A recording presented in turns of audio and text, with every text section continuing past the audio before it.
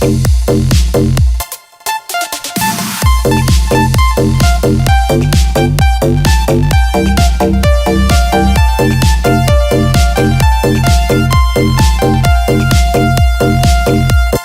cầu đi quán, đi bán lợn con, đi mua cái xong đem về đun nấu, mua quả dưa hấu về biếu ông bà,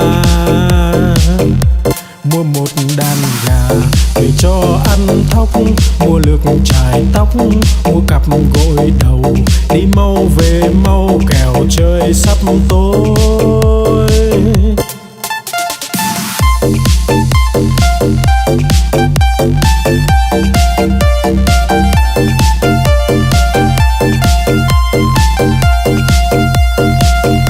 Đi cầu đi quán, đi bán lợn con, đi mua cái xong đem về đun nấu, mua quả dưa hấu về biếu ông bà, mua một đàn gà về cho ăn thóc, mua lược chải tóc, mua cặp gội đầu, đi mau về mau kẻo trời sắp tối.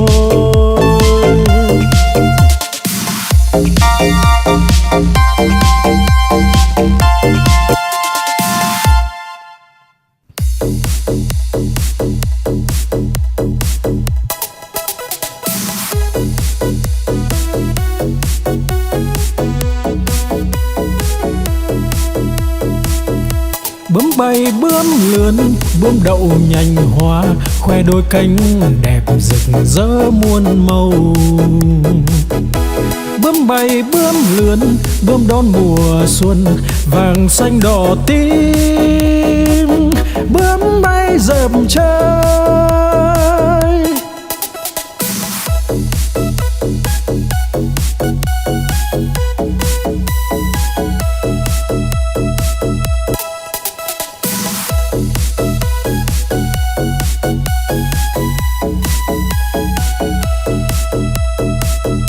Bướm bay bướm lượn, bướm đậu nhành hoa, khoe đôi cánh đẹp rực rỡ muôn màu. Bướm bay bướm lượn, bướm đón mùa xuân, vàng xanh đỏ tím, bướm bay dợp trời.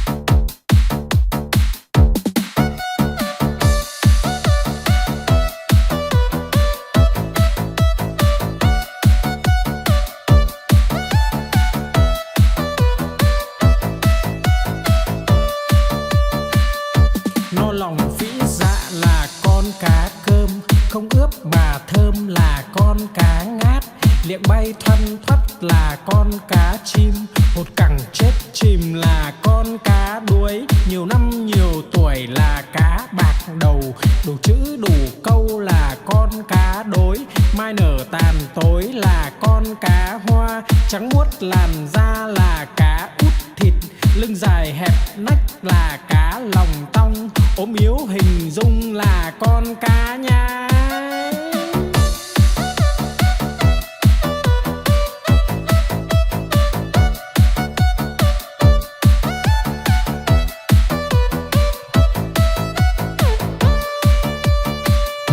No lòng phĩ dạ là con cá cơm, không ướp mà thơm là con cá ngát, liệng bay thoăn thoắt là con cá chim, hột cẳng chết chìm là con cá đuối, nhiều năm nhiều tuổi là cá bạc đầu, đủ chữ đủ câu là con cá đối, mai nở tàn tối là con cá hoa, trắng muốt làn da là cá út thịt, lưng dài hẹp nách là cá lòng tong, ốm yếu hình dung là con cá nhái.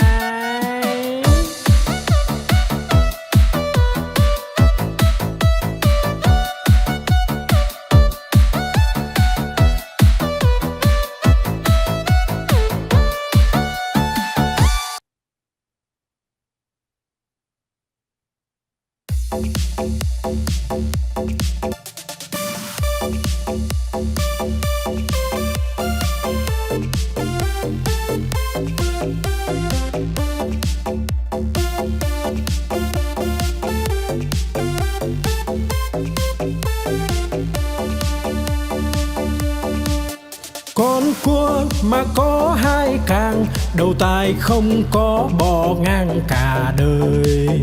Con cá mà có cái đuôi, hai vây ve vầy nó bơi rất tài. Con rùa mà có cái mai, cái cổ thụt ngắn thụt dài vào da. Con voi mà có hai ngà, cái vòi nó cuốn đồ nhà đồ cây. Con chim mà có cánh bay, bay cùng Nam Bắc Đông Tây tỏ tường.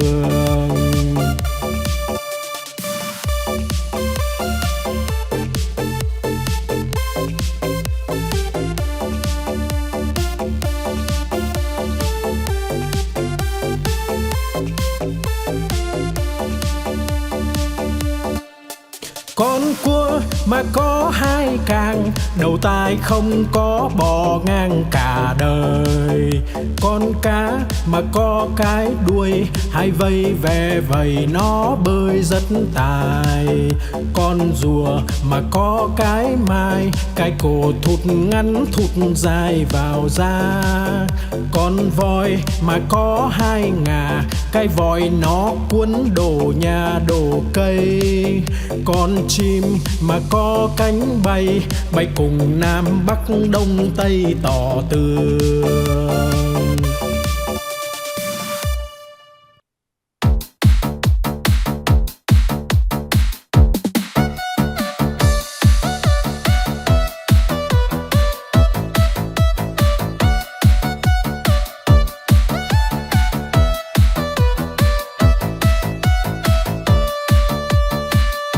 No lòng phĩ dạ là con cá cơm, không ướp mà thơm là con cá ngát.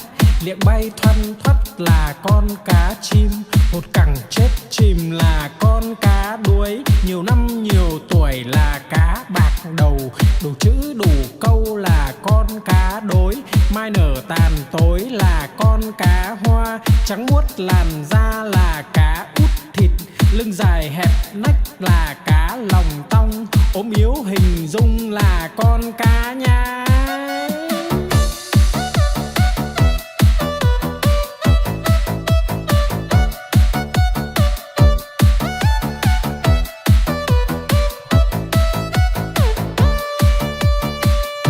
No lòng phĩ dạ là con cá cơm, không ướp mà thơm là con cá ngát.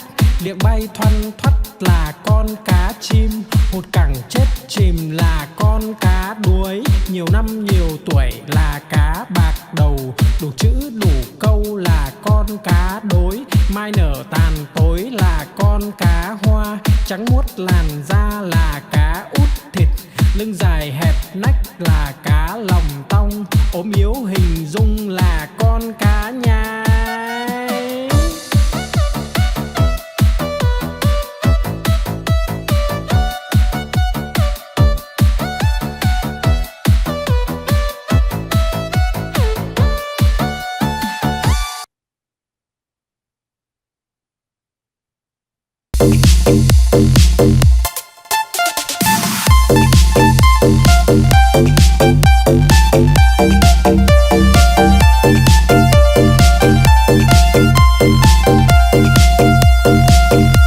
Đi cầu đi quán, đi bán lợn con, đi mua cái xong đem về đun nấu. Mua quả dưa hấu về biếu ông bà, mua một đàn gà về cho ăn thóc. Mua lược chải tóc, mua cặp gội đầu, đi mau về mau kẻo trời sắp tối.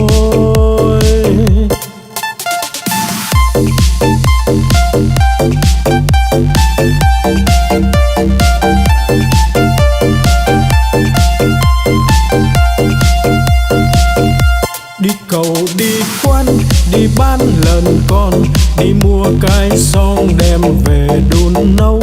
Mua quả dưa hấu về biếu ông bà, mua một đàn gà về cho ăn thóc. Mua lược chải tóc, mua cặp gội đầu, đi mau về mau kẻo trời sắp tối.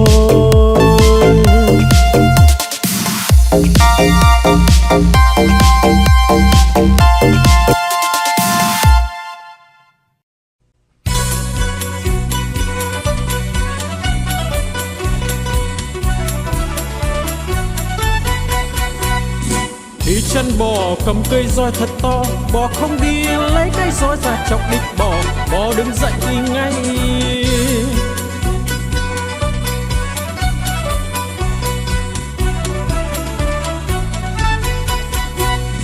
Khi chân bò cầm cây roi thật to, bò không đi lấy cái roi ra chọc đít bò, bò đứng dậy đi ngay.